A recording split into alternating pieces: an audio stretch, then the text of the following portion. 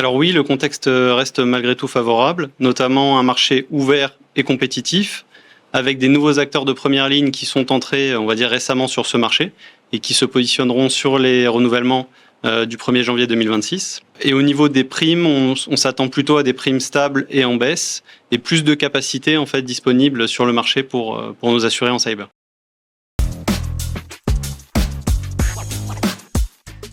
Dans ce cadre, donc chez Verspiren, on accompagne nos clients sur la gestion de risque au quotidien. On a développé un catalogue d'offres de services prévention qui est très large et qui rentre, on va dire, dans la plupart des grandes thématiques de la cybersécurité. On met en avant quelques services clés, comme par exemple notre service qui s'appelle Cybermesure, qui permet d'avoir en clé en main du coaching et de la quantification du risque cyber, ce qui accompagne vraiment les entreprises, notamment avant qu'elles soient assurées, mais également pendant. Et on a également des services de mise en situation pour se tester, donc comme par exemple des pentests ou des attaques par ransomware inoffensif, notre service qu'on appelle le tir à blanc de ransomware.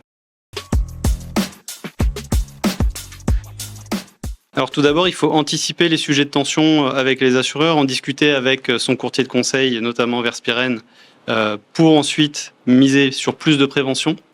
Donc répondre aux exigences et également avoir de la matière pour négocier des conditions de renouvellement plus favorables. Ce qu'on conseille également, c'est de revoir son montant de couverture cyber, parce que notamment le marché le permet, donc c'est vraiment l'opportunité qui permet aujourd'hui aux assurés de s'assurer à des bons niveaux.